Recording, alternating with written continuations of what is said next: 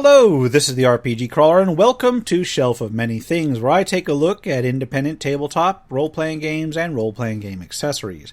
This time, I'm going to take a look at an OSR-styled Megadungeon/setting from Corthalis Publishing's Venger Satanis, a gonzo post-apocalyptic science fantasy offering called Chalt.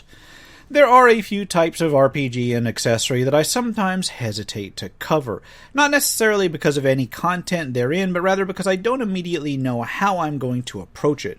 Venger Satanis' works fall into this category. I have read through, played, and very much enjoyed a number of the prior offerings. However, they generally share an over-the-top mix of pop culture, satirical, mature, and delightfully immature themes that are definitely not going to appeal to everyone.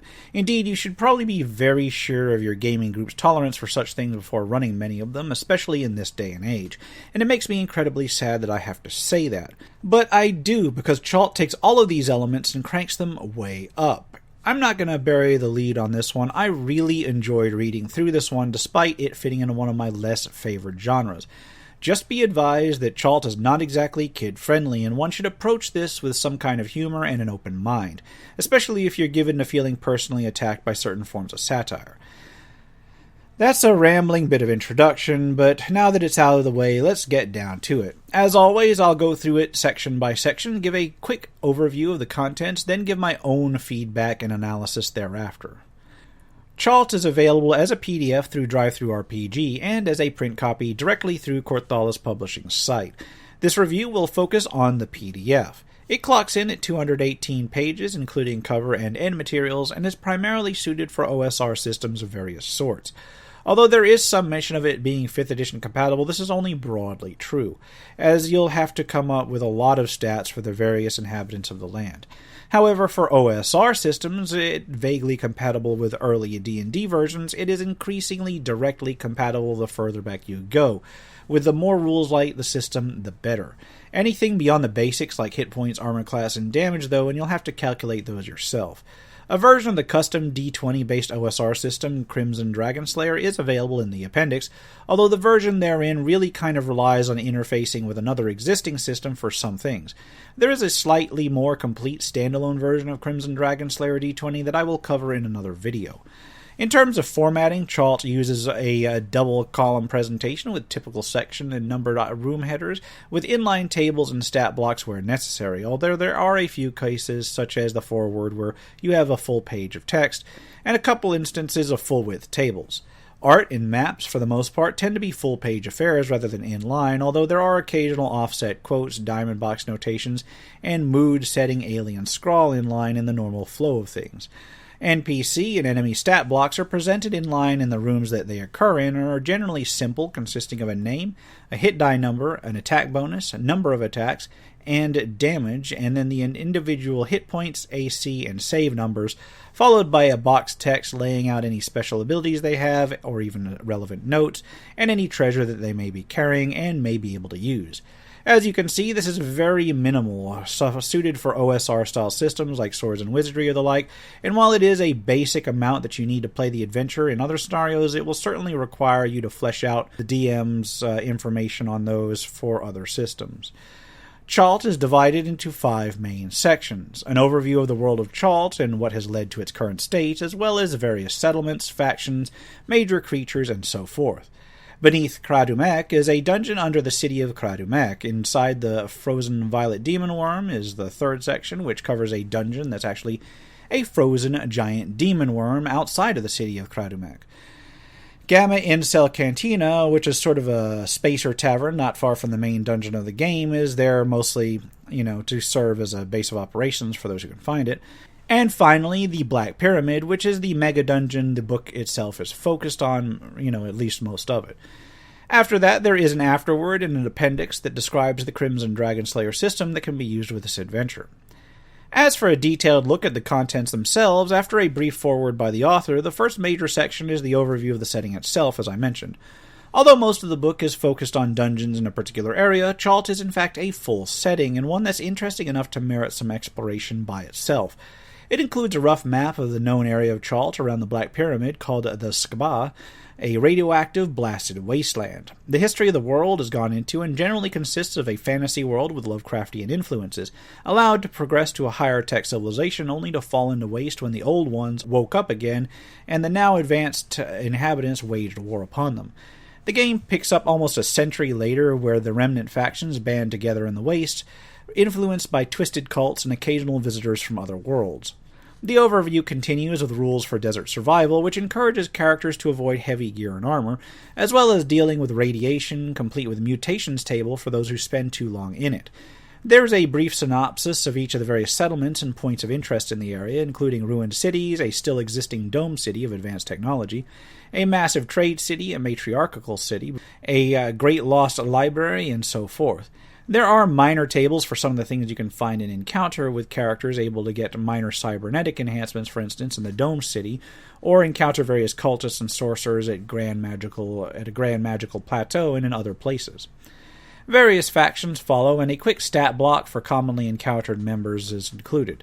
These include various raiders and desperados, mercenaries and cults, even wandering hunter-killer droids, spacers come to mine the lifeblood of the planet out, and scholars looking for ways to undo the devastation even before it started. This is followed by several creatures commonly found in the waste, mostly mutated alien things, although the Lovecraftian influence is strong on a few of them. The last few sections of the first chapter include Diamonds in the Rough, which describes some minor random treasures and magic items that you can find, as well as a miscellany of setting-specific rules, including exotic races that you can play, which lists several sorts of elves, each of which details things that you can make if you butcher and skin them for some reason. If you decide that you want to. Some setting appropriate names, so you can pick names that are more appropriate to the setting, of course. There is a quick description of saving rolls and advantage/disadvantage for those unfamiliar with those systems, since this setting does assume that you're using them. And finally, a critical success and failure rule set with a table for critical failures. The next chapter is Beneath Kradumek, which is the city of the Purple Demon Worm. It's the first of the dungeon crawls in this book. Each one is a self-contained location, and while there are adventure hooks and events that happen involving them, none of them actually have important by-the-number plot points named, besides what the DM can work up with to get the characters involved. Although they do have ongoing stories, it's just those plots are there regardless of whether the characters intervene or not, so there is that. As a result, although there are several such places in the book overall, they don't necessarily follow a standard campaign layout. They can be treated as such, of course, but it's not required. Beneath Kradumek starts with a quick overview that describes the intent, which is to serve as an introduction to the setting, and I think it does that fairly well. It covers an underground complex beneath the city of Kradumek, a city under the psychic control of a giant demon worm. This is followed by a chart of magical mishaps, as the nature of this particular dungeon itself can actually warp magic and cause it to fail. A list of details about the dungeon and its inhabitants is next, including a suggested character level, and I believe all of the dungeons in this thing assume that your characters are either going to be 3rd level, or everybody's going to be running 3 first-level characters, so, take that as you will. The next part starts with the background of the city itself, how it came to be under the control of the demon worm, and then sets up the adventure. Something has happened to the demon worm, temporarily freeing the city from its influence, so everybody's waking up and just wondering what happened. The PCs are assumed to be among the many now seeking escape and are heading down into the tunnels beneath the city to salvage supplies enough that they can then brave the deserts. A room-by-room key of the dungeon rooms follows. Each room has a number, a suitable title, and then a description of the room's contents. This is not the so common box text format that you see in other adventures, but rather a generalized description of the room, including any traps, characters, special effects, etc., which the DM can then use to assemble descriptions as needed. It's basically a more old-school style of system, one which I personally prefer. Each room entry then closes out with applicable monster/NPC stat blocks. After the room entries is the map done in a pretty decent old-school style, but not really critically old school style, so it's actually, kind of unique in its own way. There is only one level, with 17 rooms or encounter areas. The general challenge of the probable combat encounters varies quite a bit, although I didn't see anything truly unreasonable for the level range involved. At least, not if the characters explore wisely. There are a few pop-out things that are really beyond the pale. Now, I won't go over every room in detail, nor will I in the later dungeons, but there were a few rooms that stood out to me. There's a demonic cat snake, a machine that lets you see into other dimensions and will actually attract the attention of an incredibly powerful creature if you use it long enough. That's one of the beyond the pale pop-out things. There's a trio of virgin sacrifices that the party can rescue from cultists. There is a group transplanting someone's brain into a terrible metal beast. There's even a fissure in space-time itself, and, of course, the requisite confrontation with the High Priest. The next chapter of the book, Inside the Frozen Violet Demon Worm, is much the same, in that it's another dungeon. This time, the dungeon, quote-unquote, is inside of a giant psionic demon worm itself, as it lays frozen solid from a polar vortex just outside the city of Crowded Mac. It starts not with the overview, but rather with a table of randomized traits, motivations, and durations of the encountered NPCs that you can find stuck in the worm. I mean, unless they're noted, there's a lot of NPCs you can run across in there. Important notes follow, again with general details about the worm and what explorers can expect within. While magic isn't interfered with this time, the environmental effects that you find otherwise make exploration hazardous. This includes a stat block for the ubiquitous lobster rat, which is a combination of lobster and rat, and even thinking about that makes my head hurt. A chart of psionic rules comes up next, oddly placed, because it seems to apply to Chalt as a whole rather than just inside the worms, so I guess this would have been better placed like in the first chapter. I don't know. There's a description of the artifact Death Mist, which is a magic staff that can be found in pieces within the worm itself. Descriptions of each room follow, same as in the prior chapter, except that there's less rooms and more encounter areas in this one, tucked away within the nooks and crannies inside the otherwise cavernous worm's gut. This time there are 23 such encounters described. Again, I will only touch upon the more interesting ones. Aside from the random bandits and cutthroats, there is an intelligent, non-hostile gelatinous cube. There's a collection of warriors that seem directly ripped from the movie Zardoz. There's a couple who are actually in the process of delivering a baby, and you can actually stop and help them. An old pirate ship with a literal skeleton crew. An unexploded photon torpedo. There's a radical feminist from the city of Jalette, the city ruled by women elsewhere in the setting. There's a community of religious zealots that actually live inside the worm, and there's a weird mind-affecting cube that should be avoided at all costs. The next chapter covers the Gamma Incel Cantina. It's a space cantina not far from the Black Pyramid, cloaked from most of the primitive locals. It starts with a background on why so many off-worlders may be interested in Chalt. Basically, they're mining the blood of the old ones that were slain during the war to refine into a sort of mystical spice. This actually kind of puts a soft time limit on the overall campaign duration itself, because once these spacers have extracted all of that, the planet just literally dies. So you do have like a hard cap of like several months in this particular one. Although, I mean, it's a soft cap because the DM can decide how long it takes them. Anyway, as this is not another dungeon, the format of this chapter is quite different. After the initial description, there are pages of tables of staff and patrons with names, brief descriptions, and motivations on them. They are color-coded to represent affiliation and location. I'm not going to get into the specifics because of the nature of the inhabitants of the cantina, and the fact that I would like this video to remain either monetized or to avoid censure for as long as I possibly can. Anyway, I figure something akin to most... figure like the Mos Eisley Cantina with all of the sleaze factor turned up to 11, and you start to get like an idea of what you'll see in this. After this is an amusingly overdramatic event in which a woman named Kala tries to commission the group to retrieve something from the Black Pyramid using false pretenses, thus giving the players a reason to go in there. The chapter concludes with a massive table of pre-generated ability scores compatible with classic OSR systems to use for rapid henchman generation, although the included OSR system in this setting doesn't actually use ability scores, so this is purely for for other OSR systems that do. There is, of course, a map of the cantina as well. The next chapter, and the bulk of the rest of the book, is the Black Pyramid. This is the largest of the included dungeons and is sort of an extra-dimensional structure accessible through a smaller Black Pyramid in the desert. The level suggestion for minimum starting parties is again the same as the other dungeons of the book, meaning that you can simply start with a Black Pyramid if you wish. There is, a alternate adventure hook offered immediately after the brief history of the place that can include a scenario that involves the characters being captured and brought there if they haven't decided to go there already. Following this is a rumor table in the old school style, then a table of things that might happen when the party is inside the pyramid, since there is actually a difference in time flow between the inside and the outside of the pyramid. Furthermore, there's a table of potential events that can be triggered just by leaving the dungeon. A table of wandering monsters is included, which offers some interesting non-combat but still potentially deadly options on it. For random humanoid NPC encounters, an entirely separate table is provided with names, descriptions, and motivations for each one listed. The Black Pyramid's unique history and properties have resulted in a few new gods arising within the place as well due to certain circumstances.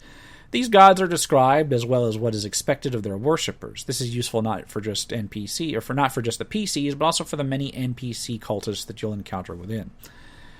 The pyramid's interior is saturated with chaos and evil, represented by Arak-Zul, who is detailed next, as well as a chart of evil dreams that can plague the characters who decide to rest inside. Another faction called the Cabal is covered next, as well as a phenomena called the Black Unicorn, which is basically an in-character means of justifying sudden rule or storyline revisions. Descriptions of elements common to rooms within the pyramid follow, which not only presents a bit of predictability in an otherwise chaotic environment, but also a chance for characters to get into more mischief. Of special note is that the rooms are grouped together into color-coded areas that require aligned crystals to explore with impunity. This intro section covers a few more details of construction, has a quick note on the value of loot that you uncover, then offers a few random occurrences if the party should return after being outside for a while. The Black Pyramid is then presented in a map and key format similar to the prior dungeons. It is not divided into levels, but rather into thirds, with the character starting somewhere in the middle and the dungeon encounters gradually growing more difficult further out from that. There are 111 rooms in the dungeon, a fact which is mentioned quite a few times within the dungeon itself. In fact, there are a few numbers and number sequences that show up multiple times during exploration. They can give you a sense of significance through repetition, even if nothing comes of it. Now, in any other Megadungeon review, this is where I would go over each level and summarize the contents of each. However, Chalt not only has one level, and, that limits me to just covering the one level. I would also go over the themes behind each section, but Chalt has no themes beyond chaos and unpredictability. I could go over the overall storyline, but once again, there's only the barest of storylines. It's not something that follows the players, it's something that is just there and the players can come across.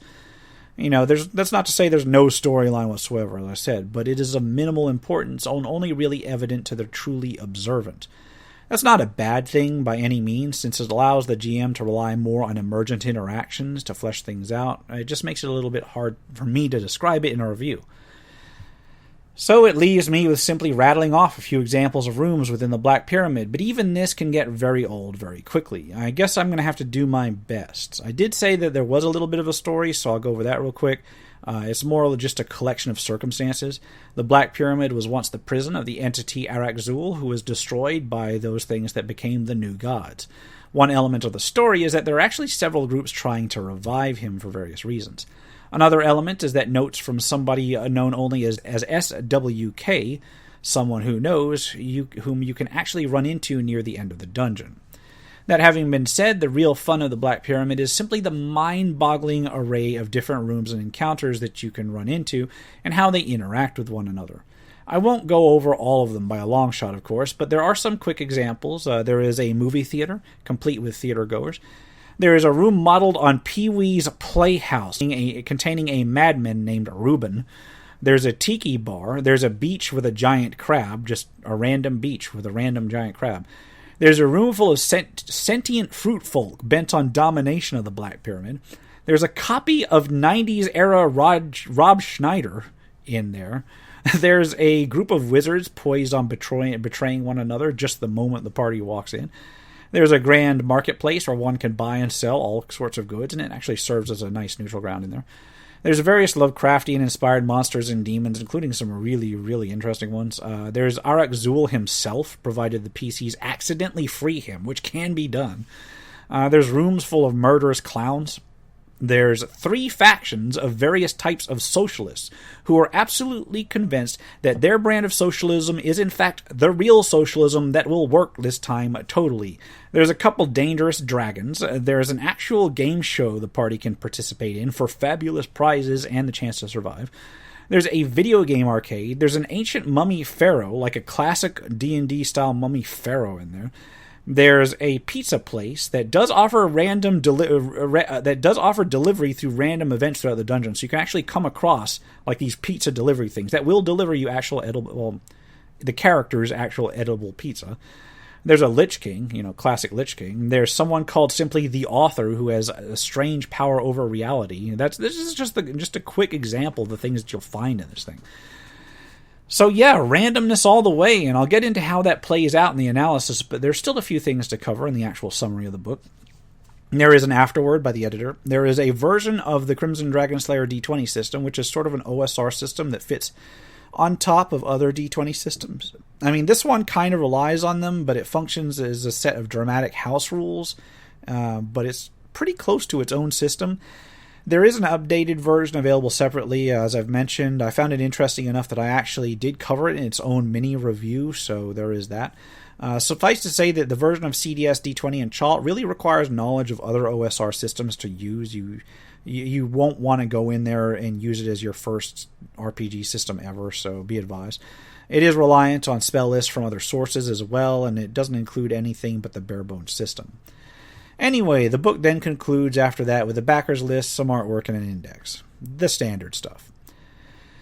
So this brings me to just what the hell I think about this product. In terms of presentation, I do like what's been done. It has its own style. It's got its own style graphically. It's pretty consistent in terms of color choice and layout. There are two main types of art within it, both full color illustrations and the traditional kind, and then photo manipulations, which they kind of clash with one another, but they're used in about equal parts throughout the book, which does tend to mitigate that somewhat. The writing is technically alright, I guess. It's easy enough to read. The only editing issues I saw were more along the lines of cut and paste errors rather than actual typos or anything. So that's actually a change for most of these indie RPGs. Everything was spelled right as far as I could tell. That was amazing. Anyway, there are instances, though, of cut and paste errors or a creature's special ability was copy-pasted into their treasure, for instance. I saw that a couple times. Beyond that, though, it's easy enough to make everything out, and it flowed relatively well.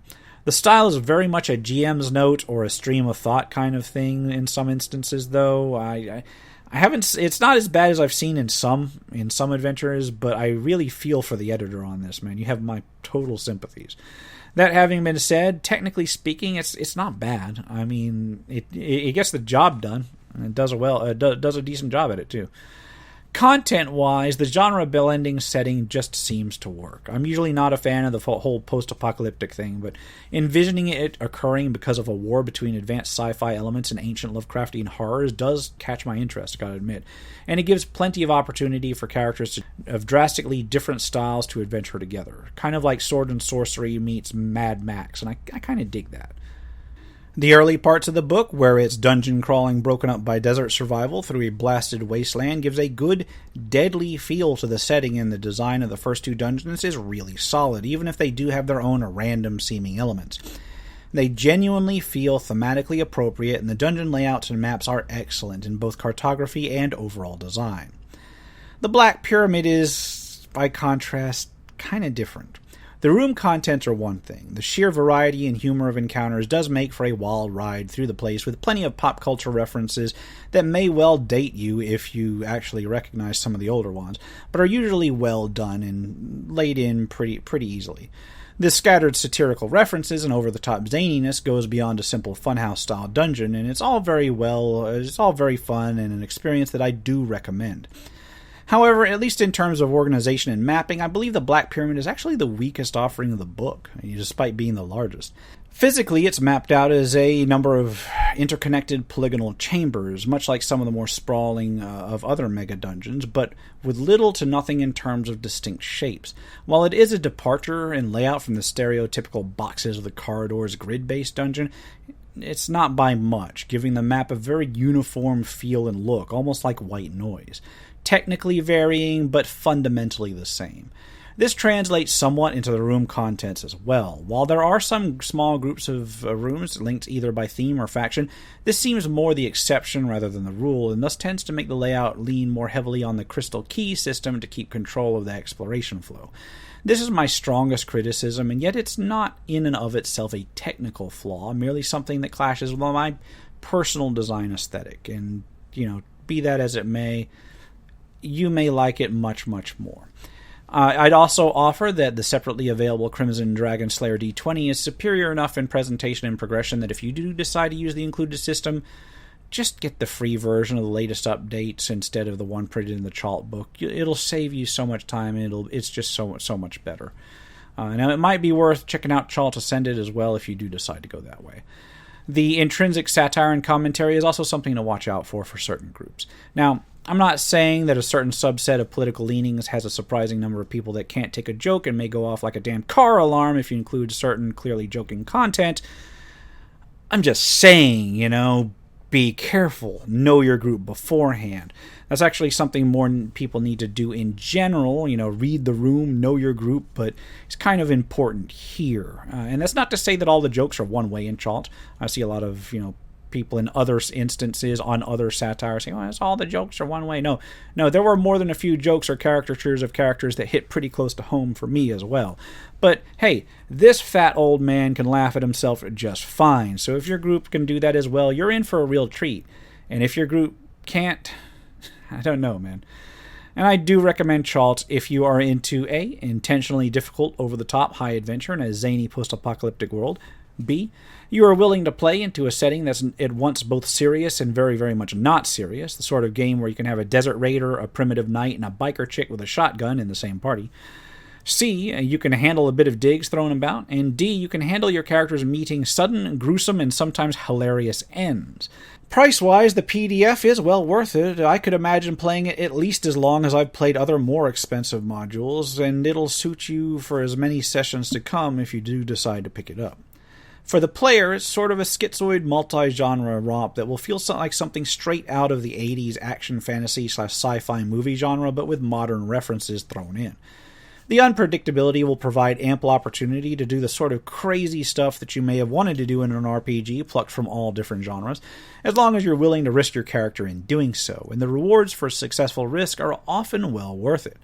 And I can say that despite the chaos factor for the different encounters, it does feel like it has less hard roadblocks in it than your standard Funhouse style dungeon.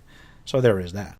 For the GM, it runs very well, with just a few minor organizational hiccups, and it can be done with only a modicum of pre-game prep. In that instance, the chaos factor of it does benefit, because you really, if there's a bit of chaos in one room and it doesn't exactly lead to the other, then oh well, that's just the nature of the setting. Oddly enough, it is the first sizable dungeon in a long time that I actually sat down and read through cover to cover in just a couple of sit-downs. They usually take me forever to read, and that's simply because in this one I was just so amused from room description to room description, wondering what would pop up next, that it was almost like reading a book for me. On that end, at least, it's a win. I'll definitely have to keep my eye out for more from Corthalis Publishing. I might have to cover a couple of their older things, too. For me, for now, this has been the RPG Crawler with Shelf of Many Things, Chalt. As always, I'll post a link in the description where you can pick it up. If you like what you've seen, remember to leave a like, comment if you got any feedback, and subscribe for more RPG content, both tabletop and computer. Until next time, take care and goodbye. And if you're still watching this far, I'd like to take a moment to thank those who have supported this channel via Patreon or direct donations throughout the years, without which this channel could not have lasted as long as it has. For those who are feeling particularly generous, you can still support my work through Patreon and now through Subscribestar as well, through the links in the description below.